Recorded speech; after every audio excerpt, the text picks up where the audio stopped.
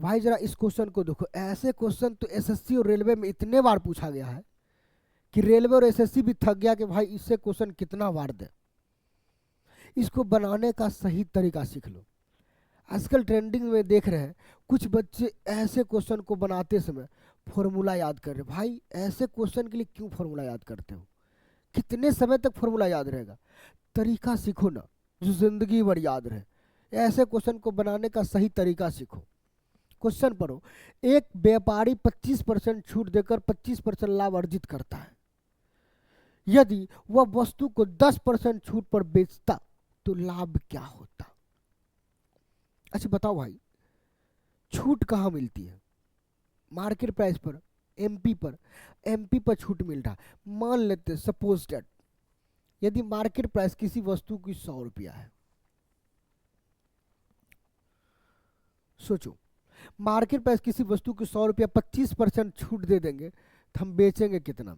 75 रुपया। ठीक हो, कोई दिक्कत नहीं। इस 75 रुपया हम बेचे तो बोल रहा लाभ हो रहा 25% का। लाभ किस पर होता है? सीपी पर होता है। सीपी का देखो जरा, सीपी का 25%। अब फ्रैक्शन का यूज कर लो, हमेशा एक ही चीज का क्या यूज करोगे? 1/4 प्रॉफिट हो रहा तो जुटेगा, यानी सीपी का 5/4 ये किसके बराबर है? तो 75। यूनिट में इसको माने है ना, इसको याद रखना, इसको लेते चलना। एक्स के रूप में नहीं रखना है, लेकिन ध्यान रखना कि वो यूनिट के रूप में है, परसेंटेज निकालने में काम आएगा। आ जाओ, 15×5 = 75, 15×4 = 60। सीपी मेरा कितना गया? 60। यानी कहने का मतलब है किसी वस्तु को 60 में खरीद कर 75 में बेच रहे हैं। 60 में खरीद कर भाई 75 में बेच रहे हैं। प्रॉफिट कितना का होगा? तब 15 रुपया का प्रॉफिट होगा। रुक जाओ रुक जाओ, ये तो सीपी 60 रुपया हो गया।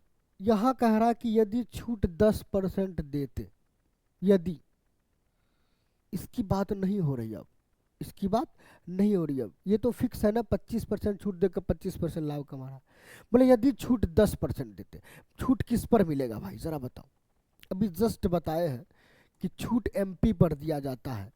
जो नया एसपी आएगा, SP1, वो कितना? 10% छूट, यानी 10 रुपया छूट। 100 में 10%, 100 में 20%, 20 रुपया। 10 रुपया छूट मतलब 60 की वस्तु खरीद रहा था, ये तो फिर पता चला यह है। 90 में बेचेगा, कितना का प्रॉफिट होगा भाई जरा बताओ? तो बोलोगे सर 30 का प्रॉफिट होगा। हमें चाहिए क्या? Profit percent. कैसे निकलता है? प्रॉफिट बट्टा सीपी गुना 100।